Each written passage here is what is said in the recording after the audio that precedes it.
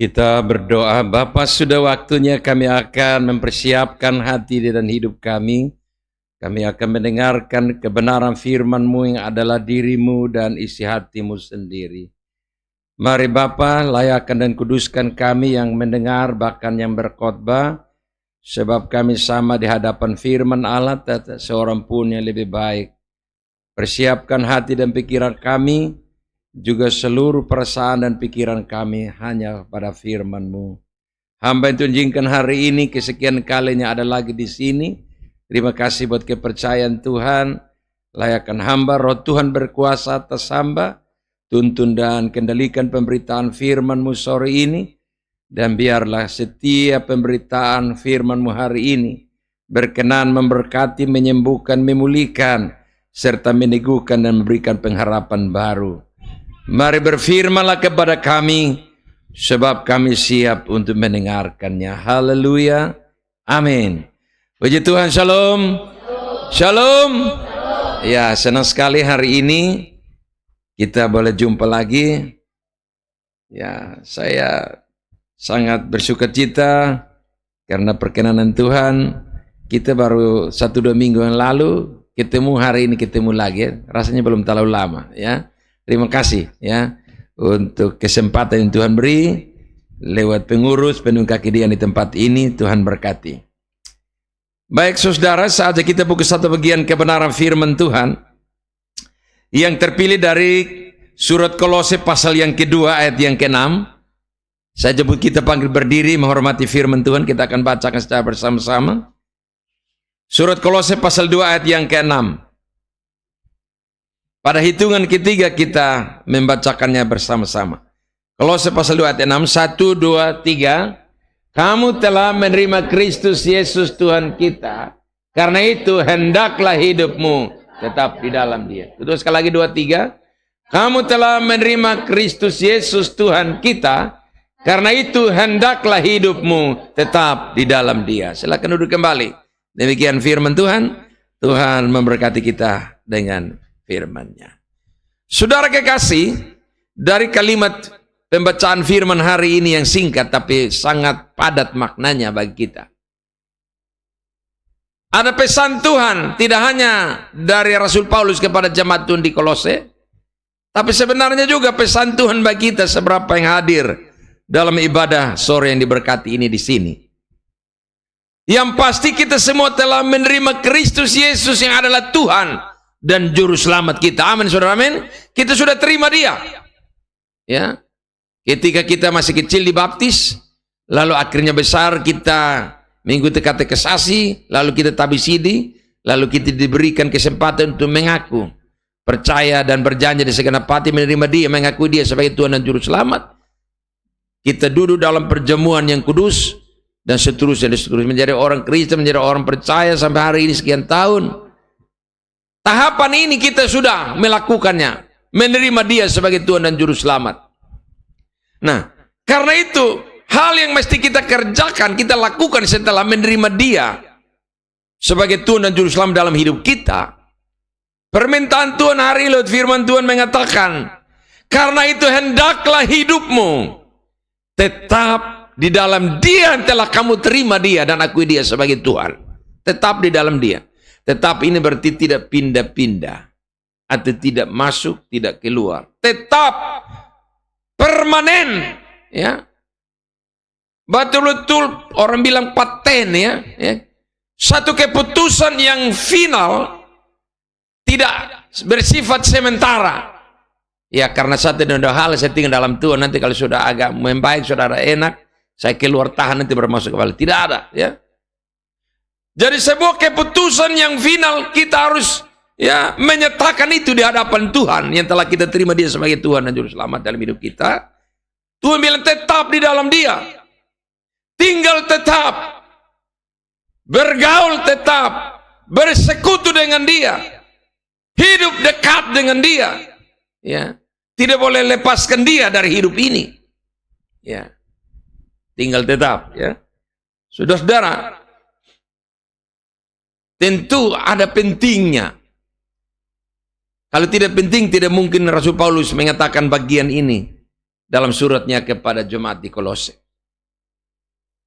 Sebab waktu orang tinggal tetap di dalam Tuhan, dia akan mengalami sejumlah hal yang Tuhan anugerahkan kepada mereka yang berkeputusan, yang berketetapan tetap tinggal di dalam Tuhan. Ya, biasanya, bukan biasanya, ya ada sering kita dengar lagu daerah Nusa Tenggara Timur. Ya, semasa sekolah saya dengar lagu itu, dia bilang begini. Bye sonde bye, tanah timur lebih baik, dan seterusnya. Artinya, apapun terjadi, kita sudah menjadi warga NTT, tinggal di Pulau Timur, di kota Kupang, kita sudah tinggal tetap di sini. Itu berarti bahwa segala konsekuensi dari keputusan kita tinggal tetap di kota Kupang, di Pulau Timur, itu kita sudah siap menghadapinya. Begitu. Baik sonde baik, ya, kondisi apapun yang kita dapat, tetap kita ada di kota Kupang. Begitu. Begitu pula hubungannya dengan keputusan untuk tinggal di dalam Tuhan. Ya. Saudara-saudara, ada banyak orang yang memilih tinggal dalam Tuhan, itu hanya bersifat sementara. Tinggal dalam Tuhan sama dengan setia dengan Tuhan, itu hanya bersifat sementara. Ya, karena dia masih sakit, karena dia masih ekonominya masih morat-marit, karena dia masih butuh jaminan Tuhan dengan ini, dengan itu, kebutuhan ini, itu. Karena dia masih beginilah begitu. Makanya dia tinggal di dalam Tuhan, makanya dia setia dengan Tuhan. Ya. Setelah semua kebutuhannya mulai satu persatu terpenuhi, maka akhirnya juga dia bilang, selamat tinggal Tuhan. Ya, nanti lain kali saya butuh, baru saya datang tinggal dengan Tuhan lagi. Ya. Dan itu ada di sekitar kita. Hari-hari ini banyak orang memilih tinggal di dalam Tuhan, itu hanya bersifat jangka pendek waktunya. Ya. Sementara, tetapi firman hari ini mau menegaskan bagi kita, tinggal di dalam Tuhan itu benar-benar sebuah keputusan yang final dan bersifat kekal, ya, bersifat jangka panjang, ya. Supaya akhirnya kita mengalami sejumlah jaminan Tuhan bagi mereka yang berkeputusan tinggal tetap di dalam Tuhan. Ya, saudara, kalau tidak demikian maka kita tidak akan mengalami. Saya akan sampaikan hasil jaminan Tuhan dalam beberapa ayat referensi yang saya akan tunjukkan bagi kita, bagi mereka yang tinggal tetap di dalam Tuhan. Ya. Sebab kalau tidak demikian, maka dia tidak akan mengalami jaminan-jaminan Tuhan yang disediakan bagi mereka yang tinggal tetap di dalam Tuhan. Tinggal tetap di dalam Tuhan sama dengan setia. Setia datang ibadah, setia melayani Tuhan, setia bersekutu dengan Tuhan. Ya. Hidup tetap di dalam Tuhan. Ya. Hari ini ada banyak godaan di sekitar kita menarik kita untuk keluar, ya, dari areanya Tuhan, keluar dari lingkarannya Tuhan, ya, dari persekutuan dengan Tuhan. Ya. Ada banyak godaan di sekitar kita, dan itu tidak sedikit orang yang sudah mulai memilih untuk keluar dari persekutuan dengan Tuhan, tidak mau tinggal lagi tetap di dalam Tuhan. Ya. Bahkan mungkin musim tertentu dia tinggal dalam Tuhan, musim tertentu dia keluar, tinggalkan Tuhan. Bagaimana dia akan mengalami apa yang Tuhan janji hari ini, kita akan bacakan bersama-sama sebentar. Saudara kekasih dalam Tuhan Yesus Kristus, ya. Sebab waktu orang tinggal di dalam Tuhan, dia akan mengalami yang pertama. Kita lihat ayat yang ke-7 dari Kolose 2. Ayat 7, kita lihat. Kolose 2 ayat 7, dia akan mengalami yang pertama, hal yang pertama. Kita baca bersama 2, 3. Hendaklah kamu dibangun di atas dia, hendaklah kamu bertambah teguh dalam. Hendaklah berakar, dibangun, bertambah teguh. Ini sebenarnya bermakna kuat. Berakar itu berarti kuat itu. Bertambah teguh, dibangun. Ya, ya. Sebuah bangunan itu bisa kuat, bisa teguh itu kalau fondasinya kuat. Jadi bermakna pesan Tuhan, Orang-orang yang tinggal di dalam Tuhan, dia akan bertambah kuat di dalam Tuhan. Apapun yang akan dihadapinya, dia tidak akan menjadi orang-orang yang lemah. Dia tidak akan menjadi orang-orang yang putus asa. Dia tidak akan menjadi orang-orang yang mudah menyerah, menerima nasib dan kenyataan hidup hari ini. Amin, saudara, amin. Karena dia kuat di dalam Tuhan. Ya. Bahkan dalam Efesus 6 ayat 10, hendaklah kamu kuat di dalam kekuatan kuasanya. Orang yang kuat di dalam kekuatan kuasa itu adalah orang yang tinggal di dalam Tuhan. Dia akan tambah kuat, makin hari makin kuat, tambah hari tambah kuat. Amin, saudara, amin. Ya, begitu. Kenapa mesti kita harus tambah kuat? Ya, karena memang tantangan hidup makin hari makin kompleks, makin banyak, makin rumit memang. Kalau orang tidak tinggal tetap di dalam Tuhan, dia kehilangan kekuatan hidup, dia kehilangan daya tahan untuk menghadapi sejumlah tanggung jawab dan pergumulan hidup yang semakin berat. Kita butuh support kekuatan dari dia yang punya kekuatan ini. Begitu. Maka itu Rasul Paulus bilang dalam Filipi 4 ayat 13. Kita lihat Filipi 4 ayat 13. Baca bersama saya. Filipi 4 ayat 13. 2, 3. Segala perkara dapat kutanggung yang memberi kekuatan kepadaku. Amin, Bapak Ibu, amin. Begitu. Waktu orang tinggal di dalam Tuhan akan mengalami jaminan Tuhan yang pertama ini. Kekuatan. Dia tambah kuat. Waktu dia bertambah kuat, segala perkara, berarti persoalan apa saja, dia bisa tanggung, dia bisa pikul, dia bisa hadapi, dia bisa urus. Karena ada kekuatan Tuhan dalam hidupnya. Amin, amin. Begitu. Kalau tidak satu masalah kita hadapi, kita rasanya, aduh Tuhan, saya mampu lah. Lemah. Ya. Bahkan menyesali nasib. Dan seterusnya. Oh tidak. Orang-orang yang tinggal tetap dalam Tuhan, dia akan memiliki hal yang pertama ini. Mereka menjadi orang yang kuat. Bahkan Alkitab berkata, mereka akan seperti Raja Wali yang terbang tinggi. Ya. Semakin angin badainya keras menghantam Raja Wali itu, justru itu menjadi sebuah media yang membawa dia jangkauan terbangnya makin tinggi. Itu orang-orang hidup dalam Tuhan seperti itu. Amin. Begitu. Raja Wali itu justru dia senang ketemu dengan angin badai, karena itu membantu dia untuk jangkauan terbangnya makin tinggi. Tapi kalau ayam kampung, apalagi ayam potong, angin tiup dia mati. Ya. Malah ayam potong itu dia mudah stres. Ya. Angin keras tiup itu dia sebentar dia pingsan itu. Ya. Tapi kalau Raja Wali, saudara, justru angin keras itu dia sangat menyukai, karena angin keras itu membantu dia. Daya terbangnya makin jauh, makin tinggi. Begitu. Orang tinggal dalam Tuhan diumpamakan seperti itu. Ya. Terbang makin tinggi. Justru tantangan-tantangan berat itu menghantar dia untuk menjadi seseorang yang lebih dan lebih lagi. Mengalami berbagai hal-hal yang lebih luar biasa. Begitu. Karena itu kita, hari ini kita harus sepakat bahwa kita tidak boleh tinggal di luar Tuhan. Tetap tinggal dalam Tuhan. Setia dengan Tuhan terus menerus. Jangan pernah jemu-jemu beribadah. Jangan pernah berjemu-jemu untuk bersekutu dengan Tuhan. Tinggal tetap dalam Tuhan. Jangan kasih tinggal Tuhan. Jangan lepaskan Tuhan dari hidupmu. So, ketika engkau tetap tinggal dalam Tuhan, tetap bersekutu, beribadah dengan Tuhan, bergaul dengan Tuhan siang dan malam setiap waktu, engkau akan mengalami jaminan Tuhan yang pertama ini. Tambah hari engkau tambah kuat. Tambah kuat.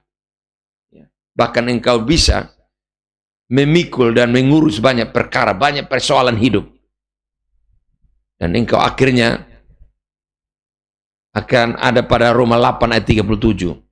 Kita akan keluar sebagai orang-orang yang lebih daripada yang menang. Mereka yang menang. Karena kita kuat. Bicara mereka yang menang, itu bicara tentang mereka yang kuat.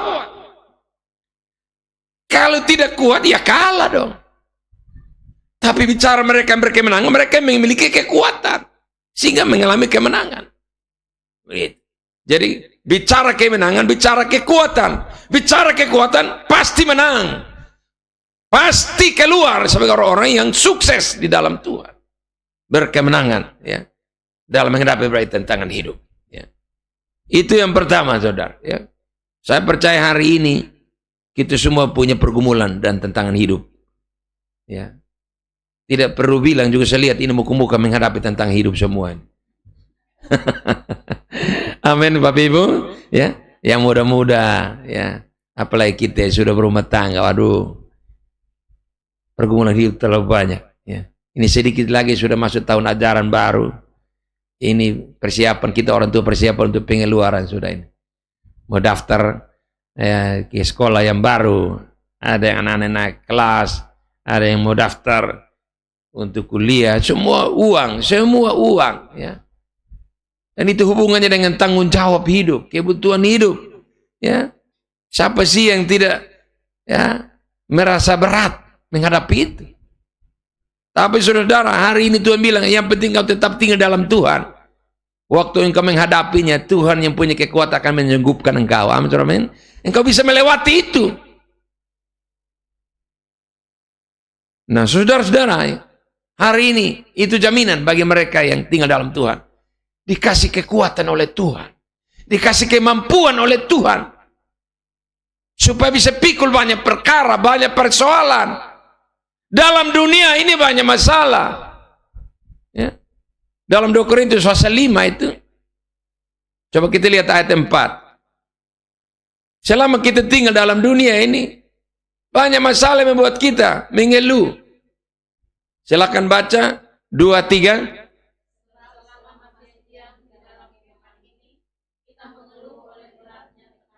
Ya.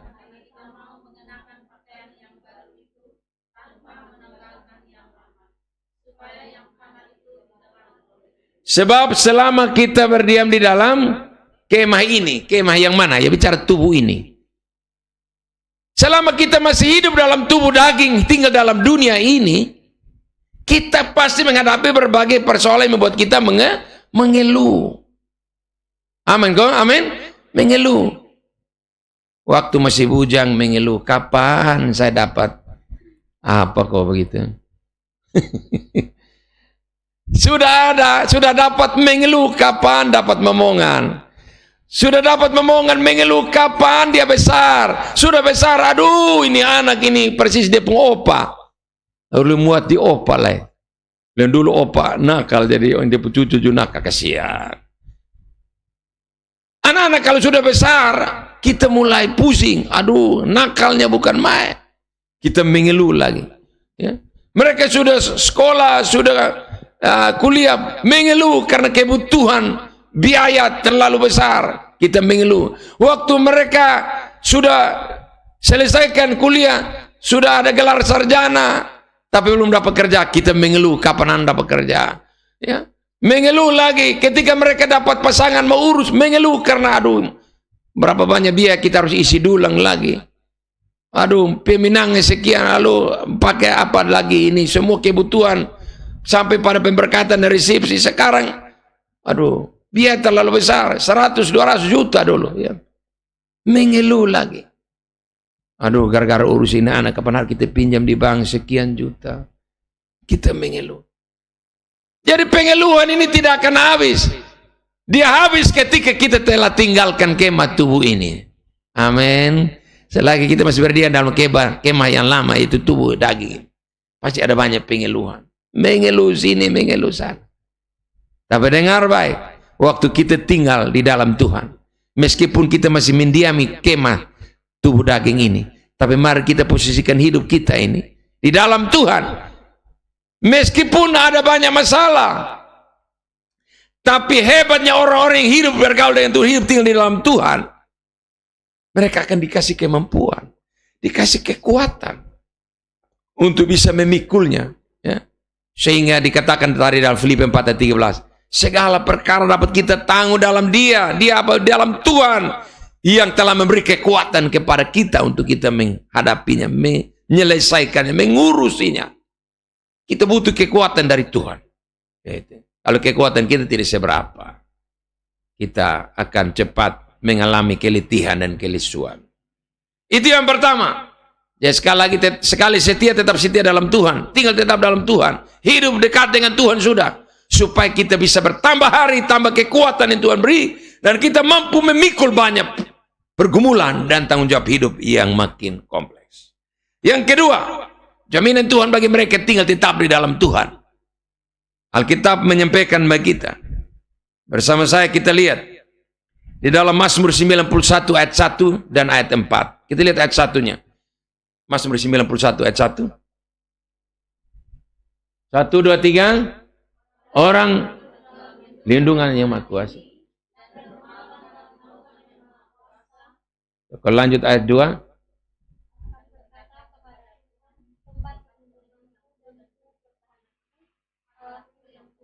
Kita lihat ayat 4. 2, 3. Dengan kepak sayapnya akan melindungi engkau, akan berlindung. Ialah perisai dan pagar. Amin, saudara, amin. Ya, orang yang tinggal dalam Tuhan itu mengalami perlindungan Tuhan. Tidak hanya Tuhan kasih dia kekuatan, tapi Tuhan kasih dia apa? Perlindungan.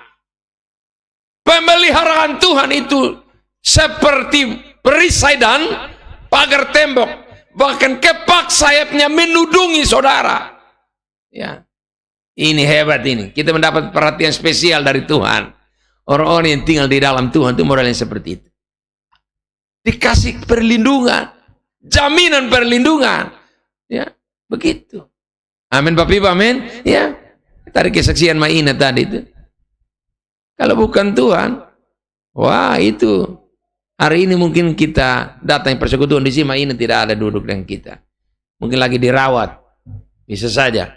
Lagi dirawat di rumah sakit. Habis PD kita pergi kunjung dan doakan. Haleluya. Ya. Tapi karena ada perisai dan pagar tembok yang Allah sediakan bagi orang-orang yang berlindung, bagi orang-orang yang tinggal tetap di dalam Tuhan, ada jaminan perisai dan pagar tembok bagi mereka. Amin, saudara. Kan begitu. Saudara ingat dalam kitab Ayub pasal 1 ada salah satu ayat di situ, tidak salah ayat 4 atau ayat berapa di situ? Di situ bilang iblis mengakui bahwa Tuhan menaruh pagar, Tuhan membangun pagar dan ya melindungi Ayub. Ya, engkau memanggari dia. Ada satu ayat di situ. Coba satu anak Tuhan tolong lihat. Ayub pasal 1 ayat berapa? Ayat 5 kah? 6 kah?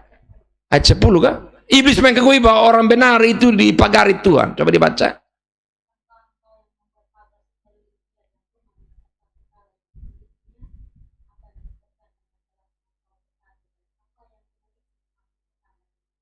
Setuju, katakan amin.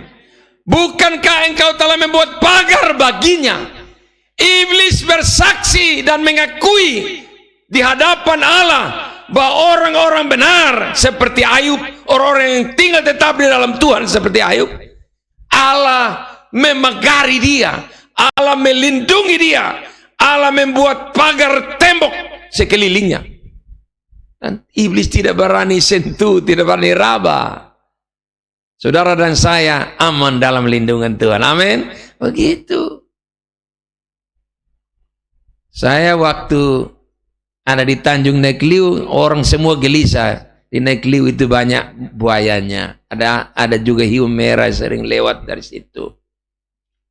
Tapi ketika saya ada di sana, firman ini saya klaim masih berlaku sampai hari ini.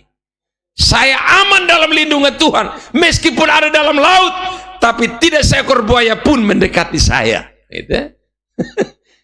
Karena di sekitar pantai Nekliu itu semua ada penjaganya. Hampir semua muara itu ada penjaganya. Ya. Tapi dengar baik, orang-orang yang tinggal di dalam Tuhan mendapat perlindungan yang istimewa dari Tuhan.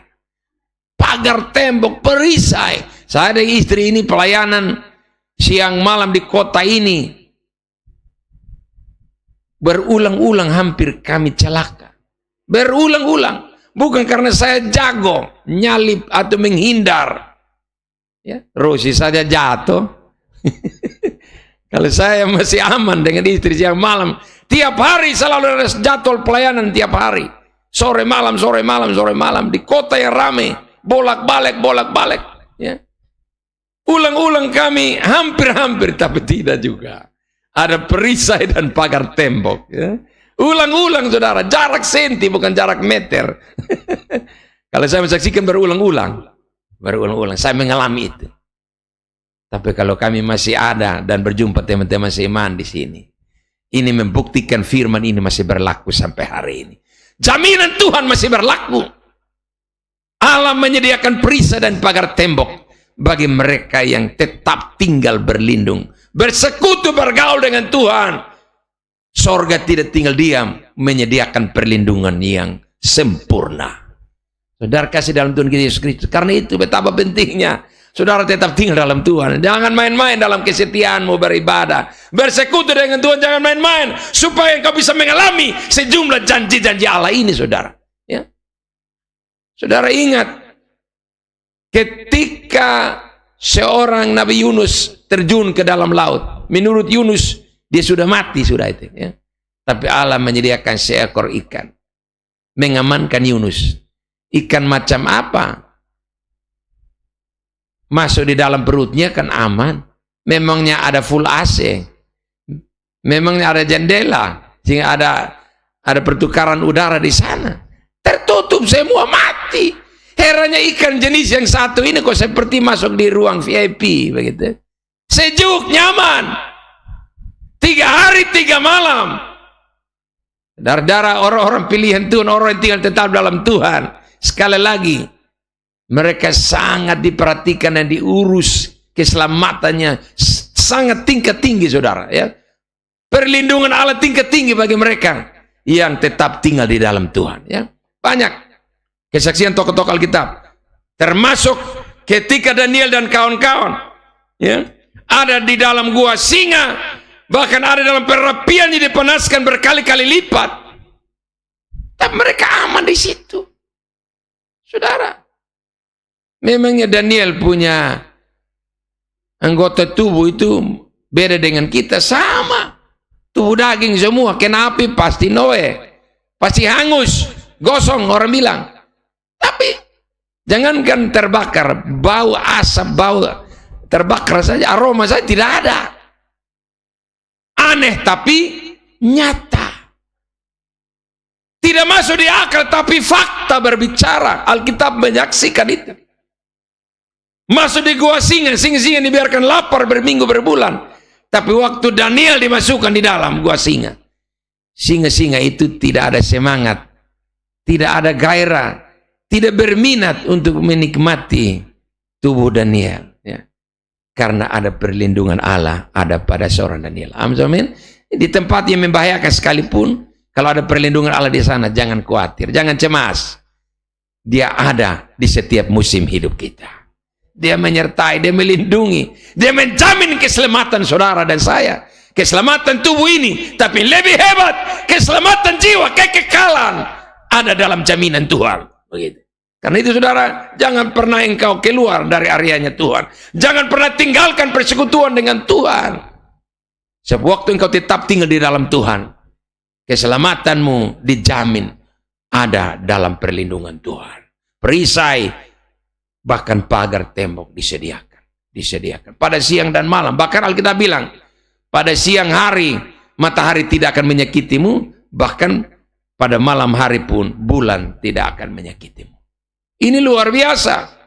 Penyertaan Tuhan, kehadiran Tuhan, jaminan perlindungan Allah tidak pernah bergeser dari hidup saudara dan saya. Itu yang kedua. Yang ketiga, saudara, bersama saya kita lihat pada satu bagian janji Tuhan, poin yang ketiga. Di dalam Yohanes pasal 15 ayat yang ke-7, saya senang ayat itu. Dia bilang tentang orang yang tinggal di dalam Tuhan. 2, 3, jikalau kamu tinggal di dalam aku dan firman-Ku tinggal di dalam kamu, mintalah apa saja yang kamu kehendaki, akan menerimanya. Jikalau kamu tinggal di dalam aku dan seterusnya, dia akan berakhir dengan mintalah apa saja Pada akhirnya, dan kamu akan menerimanya. Minta, diterima permintaan itu. Yang penting di sini tinggal di dalam Tuhan. Waktu orang tinggal di dalam Tuhan, waktu orang bersekutu dengan Tuhan, waktu orang bergaul karib dengan Tuhan, dengar, ada jaminan yang ketiga. Hidupnya berkenan di hati Tuhan. Waktu dia berkenan di hati Tuhan, dia masukkan permohonan apa sama Tuhan, Tuhan tidak tolak permintaannya. Amin kan? Ya gitu.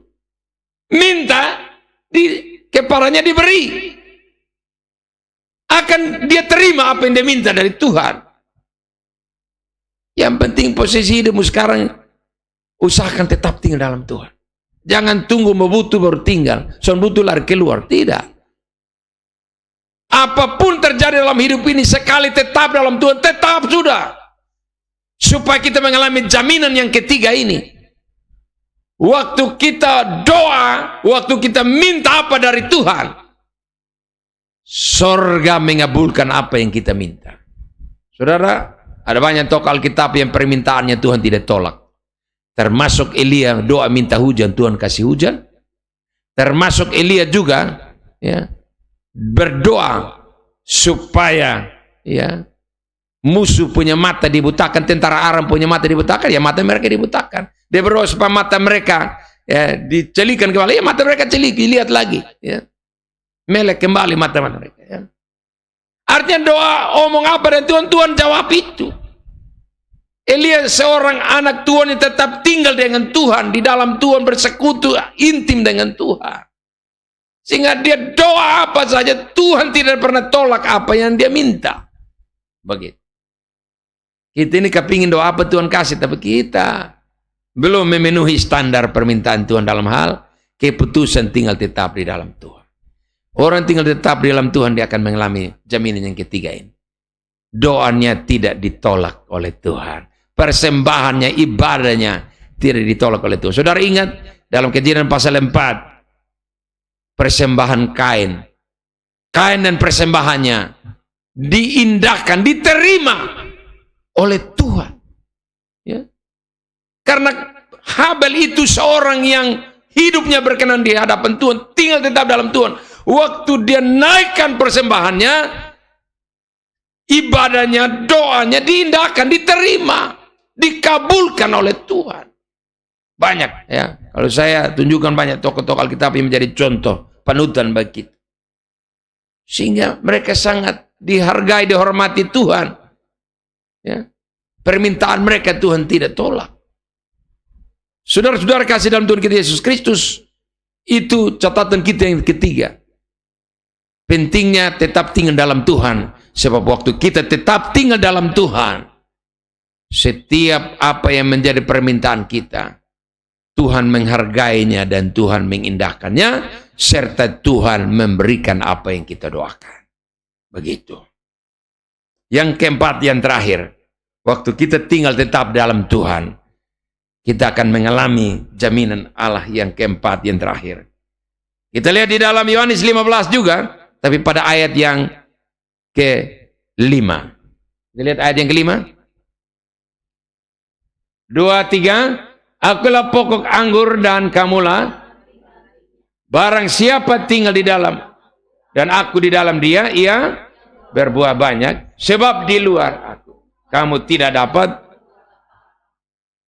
Saudara, ketika kita tetap tinggal di dalam Tuhan, jaminan Tuhan hari ini kepada mereka yang tetap setia dengan Tuhan, yang tidak pernah lari dari persekutuan dengan Tuhan, dia akan mengalami ini, jaminan yang keempat ini.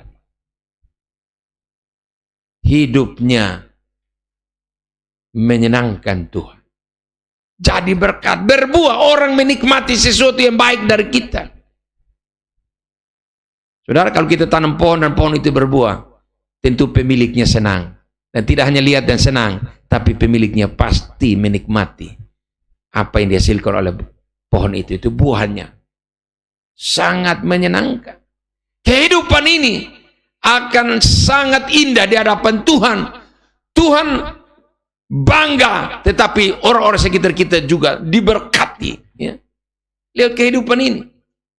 Waktu kita tetap setia dengan Tuhan, ibadah, bersekutu dengan Tuhan sungguh-sungguh, hidup kita seperti pohon yang berbuah.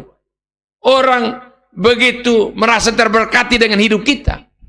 Karena sesuatu yang berubah dari hidup kita. Kehidupan kita menghasilkan buah perilaku yang baik dan berdampak bagi orang-orang sekitar. Ya. Saudara, tanpa persekutuan yang erat dengan Tuhan, mustahil kita jadi orang baik. Mustahil. Hanya orang-orang yang hidup bergaul dengan Tuhan saja bisa diubahkan Tuhan menjadi orang baik. Bukan dulu dia jadi baik memang. Ya. Kita punya sifat, karakter, keaslian kita sejak lahir. Ya. Masing-masing punya bawaan tersendiri. Kebiasaannya apa? Kita punya diri kita yang tahu sendiri. Beruntung kita duduk di hadirat Tuhan. Firman Allah membentuk karakter kita. Firman Allah merubah kita dari hari ke hari. Akhirnya kita sampai pada titik ini. Kehidupan kita seperti pohon yang berbuah, menghasilkan buah perilaku yang baik, dan dapat dinikmati oleh sesama. Berbicara tentang orang merasa nyaman dekat kita, orang merasa terberkati lewat cara hidup kita, perkataan kita, pergaulan kita, perilaku kita. Orang-orang sekitar ya, sangat merasa damai dekat dengan kita. Sebab kalau tidak demikian, kita seolah-olah menjadi racun bagi orang lain.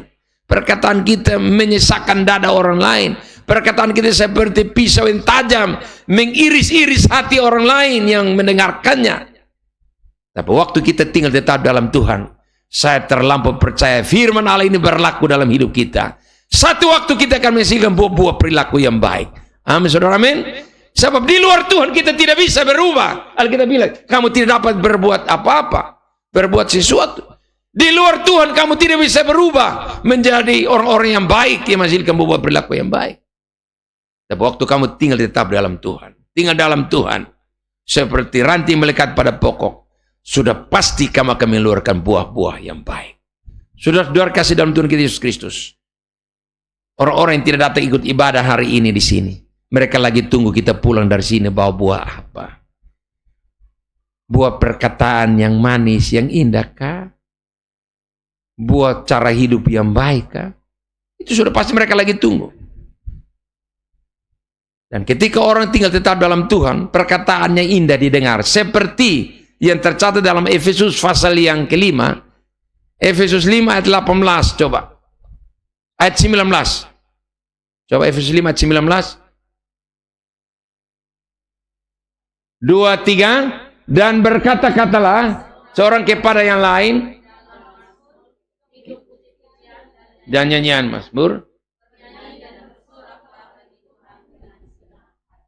dan berkata-katalah seorang kepada yang lain dengan Mazmur, kidung, puji-pujian dan seterusnya.